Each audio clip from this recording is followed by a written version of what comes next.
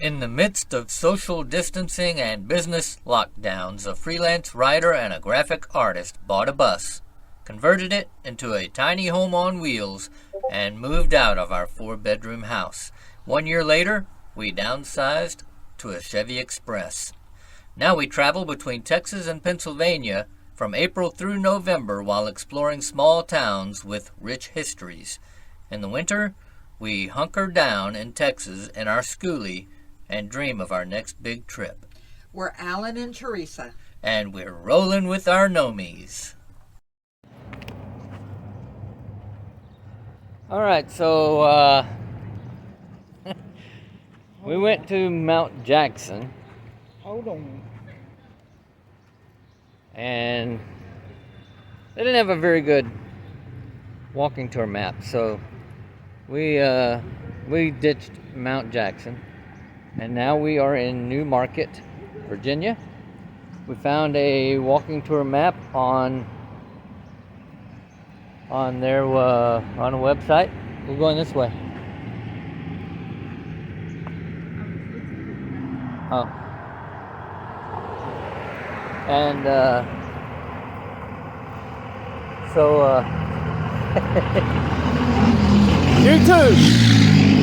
YouTube.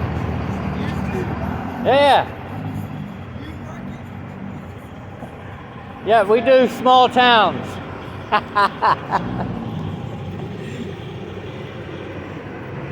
So a guy asked me, what are y'all doing? He sees me walking with in my selfie stick and the phone, and said, hey, what are y'all doing? Well, we're doing a YouTube channel. He says, in New Market? Yeah. So anyway, some towns have good walking tour maps, some towns don't. Some don't have any. Some that do have them, they're not very well laid out, and it's hard to, understand, how you're supposed to walk and where you're supposed to go. They don't include addresses, or the descriptions aren't so great. So we didn't find too much success in Mount Jackson. And so we went to New Market, and now we're in New Market. We're walking to the first site. And actually, we're going to go to the visitor center first. Yeah, we see a visitor center across the street. Looks like they're open. So we're going to run over there, and then we'll start the walking tour. See you in a little bit.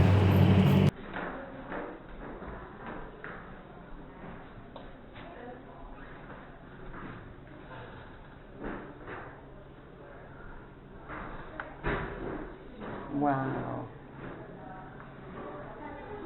The visitor center has a whole display on the Battle of New Market, which broke out on May 15th, 1864.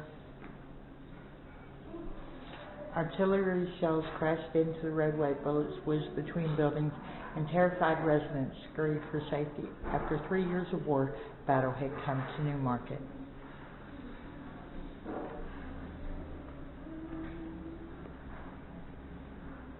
Our dress was first worn by Julia Virginia Tinkle Miller in October 1856. It was in New Market on the day of the battle. Nice.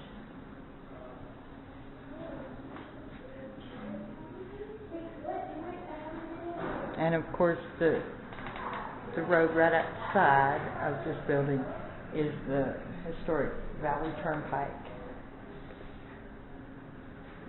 And that street outside the store is the Valley Turnpike. Right. So it was dirt at that time. It wasn't paved. Right. So it's raining. That road is muddy and nasty. And so this is mid-morning. Right. That's This mid-morning. Is 1 to 2. This unit's there. This is 1 to 2. 1 West Virginia had been pushed back. These two are here. They moved over.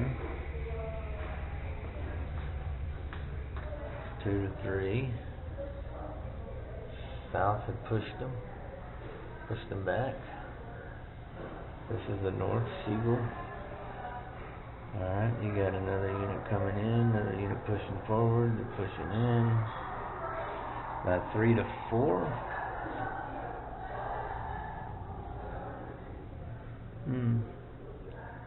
By mid-afternoon, the battle hung in the balance. With the Confederates reeling, Sigel ordered a counterattack, but poor execution doomed the assault to failure. The Federals now weakened, Breckinridge attacked again. This time the Confederates, including the young VMI cadets, high school age, advanced through the mud and muck and drove the Federals off the field. As night fell, the latest Federal advance in the valley had been sent tumbling back north. The Battle of New Market.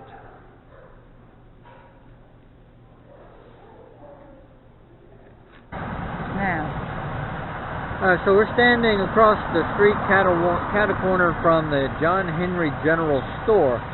They call it the Abby Henkel House, and it was built around 1802. The limestone and brick building featuring a stone foundation and poured glass windows. A later occupant, Miss Abby Henkel was a talented pianist and taught music lessons for many years. In addition to being the home of one of the town's founding families, the building has had several commercial uses, including general store operated by Abe Neff and Samuel Funkhauser around 1835.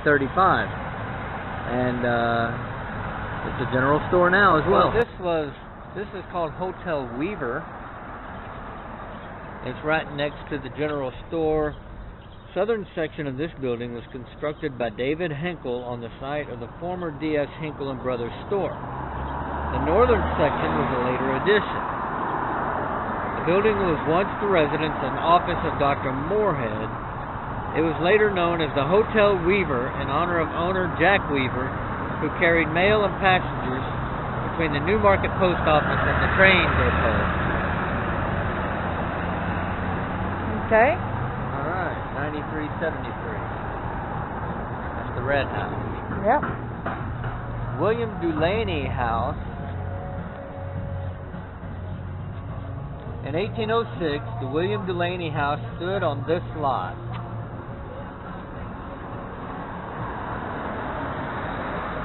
In 1876, the R.B. Wills carriage manufacturers were located here. In the 1840s, it was owned by the Zirkle family, who rented rooms to tourists. All right,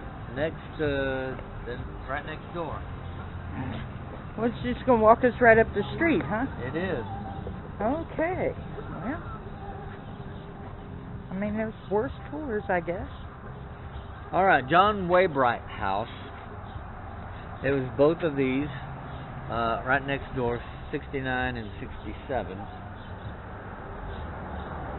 Part of this lot was owned by William Delaney. The interior architecture of the original northern section includes exposed logs, a two-sided fireplace, and pressed tin on the ceiling and walls. Joseph W. Reed operated a medical shop here in the early 1800s. It was later used as a tavern. John Waybright resided here from the 1920s to 1950s. That's it. Yeah. Hollyhock Tea Room and Inn. So that house there, built around 1806. The front part of the current structure may incorporate the original house, as its construction is consistent with others of the same date. It was once owned by the Tidler family. Lucy and Sue Burwell operated the Hollyhock Inn and Tea Room from 1927 to 1951. This is the Rouse Opera House, circa 1903, funded in part by Charles Broadway Rouse. The upstairs theater was used for plays, public meetings, and later as a movie theater. The original stage and balcony still exist. The downstairs housed the fire department. This building was used as the town hall until 1993. One architectural detail of note is the cupola. A Right. geological marker is mounted on the front step. Yeah, it's pretty nice right up on the top there. Yeah, it is. Cool. 49. So we're coming up on the Kleindienst house.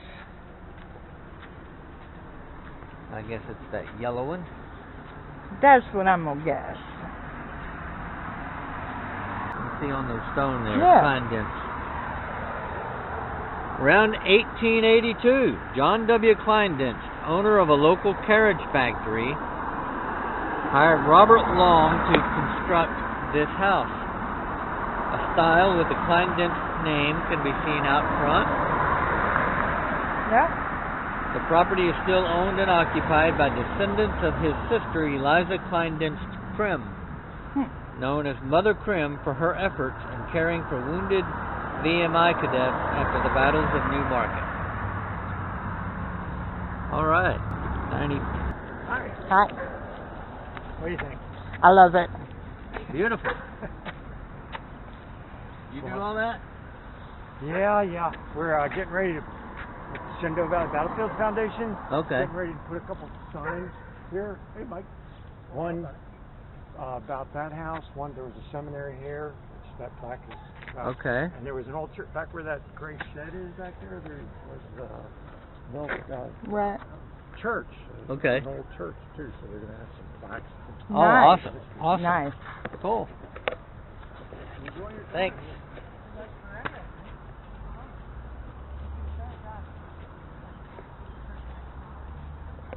So this is called the Driver House, built between 1917 and 22. The former site of the Smith Creek Baptist Church, Yeah. which is here. That's what he was just telling us. Yeah, this gentleman was just telling us that. Built, it was there from 1833 to 1918. And the location would have been just a little bit behind this. There's a gray shed back there, and that's where the church was. The present home was completed in 1919 by Dr. and Mrs. W.F. Driver. It was under construction for 4 years due to a shortage of building material that resulted from the pandemic. No, the World War I. This may account for the eclectic blend of architectural details. A porch, pediment, double pilasters, hipped roof, and bay gable. Bricks and beams from the church were also used in the construction of the house. Dr. Driver had his office in the home until his death in 1922, after which Mrs. Driver rented out rooms. So this lot, This whole lot. in around 1877, this house was built by Captain William H. Rice, the one on the right, commander of the 8th Star Artillery and founder of the Neff Rice Camp, Sons of Confederate Veterans. The I House style is typical in the mid to late 19th century Shenandoah Valley. It contains folk Victorian details, including decorative brackets under the soffit, gingerbread trim, porch rail, and a half-moon window in the center gable. Dr. J.E. Good lived here from 1890 to the early 1900s and built the one-story shotgun-style building in 1890 for his office. The building was once used as the town's telephone office. Okay, so the one on the left was built first. The one on the right was the office. Yeah, 'cause that's the one-story, Yep. and the other one is a two-story. So, okay, I see what they're saying. So, this is the I House style, which is typical in Shenandoah Valley in the mid to late 19th century.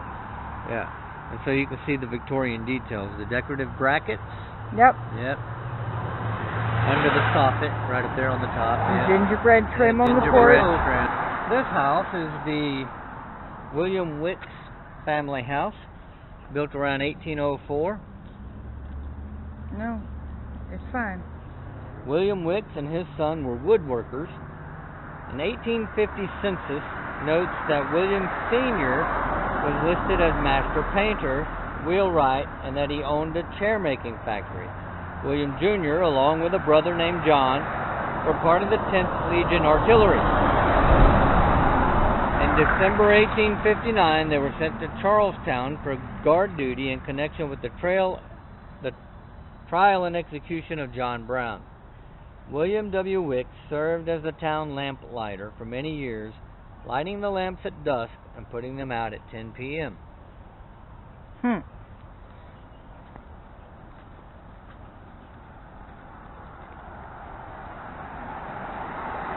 right next to it is the William Rupp House. William Menifee purchased this property in 1804, and it is believed that a dog trot cabin was built shortly thereafter. Charles Spitzer, son of a local gunsmith, Henry Spitzer, purchased the property in 1837, and with his brother William, manufactured rifles here.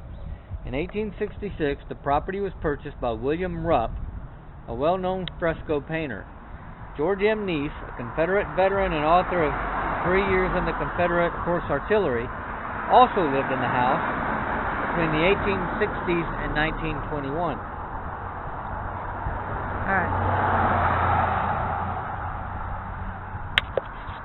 Right in front of the Reformation Lutheran Church there, you'll see a post on the corner, a white post.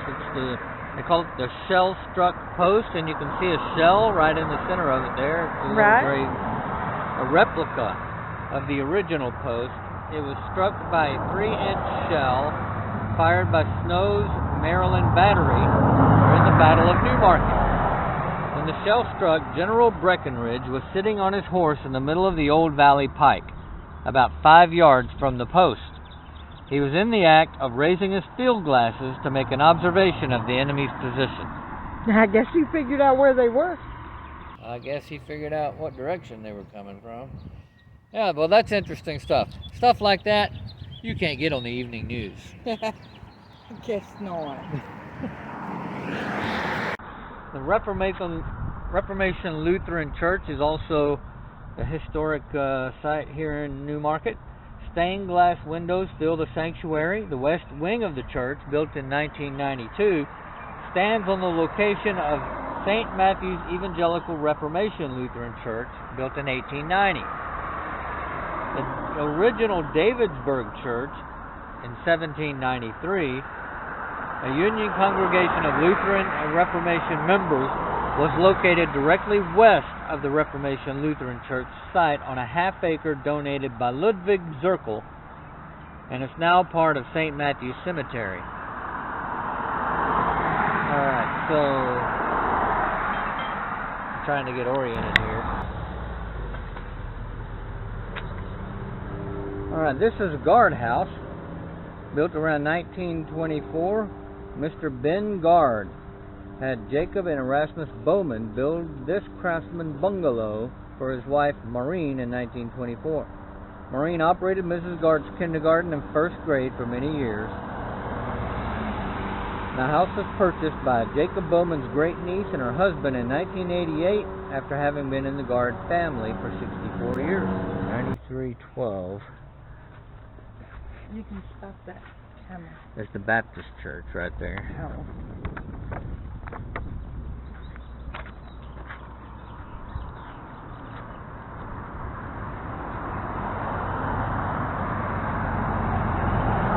So the Baptist church was built around 1896. It began in 1896, but was slowed due to a lack of funds, and finally completed in 1902. Before then, the church building was located across the street, a simple Gothic revival style with pointed steeple, arched windows, and door transoms, along with intricately detailed brickwork. A stained glass window was given by Anne B. Newman in honor of her parents and her grandfather, Elder Anderson Moffett, who was the pastor of the church for almost 50 years. It's a gorgeous building. It is.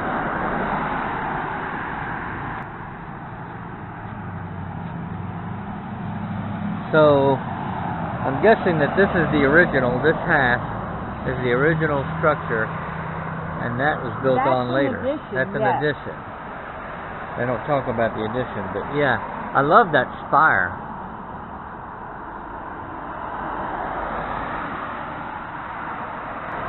'93, 20, and 30. Manor Memorial. That's this church here. So right next to the Baptist church, and you can see right there, there's just a little gap between the property lines, between the buildings, is the Manor Memorial Methodist Church. Built around 1857, the Manor Memorial Methodist Church formed around 1800 in a log structure and organized as the Methodist Episcopal Church in 1831. Brick veneer replaced the clapboard exterior in 1933.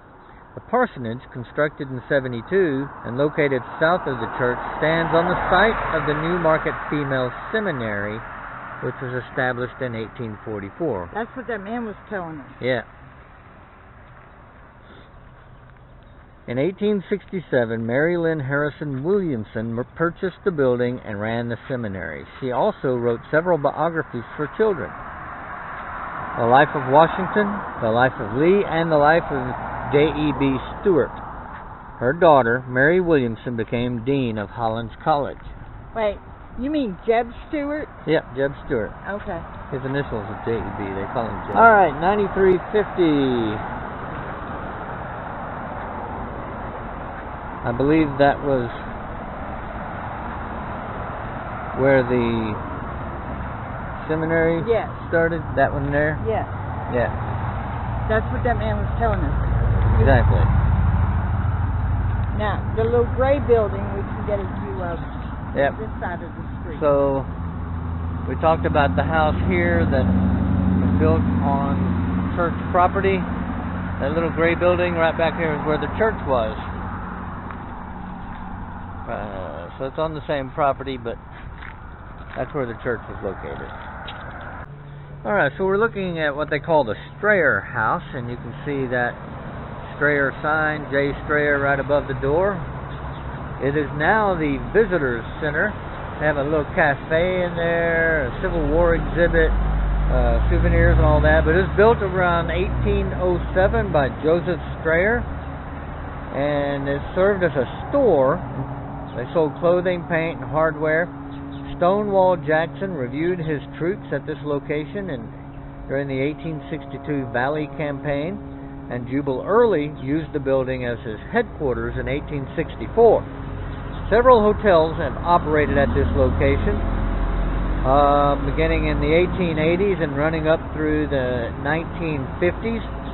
It then served as the bedroom of America's Store and Museum. And in 2005, it was renovated, and now it's a visitor center. It's getting low battery. Alright, if I don't do this right, then I'm going to be on the bad side of my wife. So y'all bear with me and pray for me. But while you're doing that, don't forget, share us with your friends. Like us if you like us if you don't. Subscribe to the channel. It helps us out. God bless.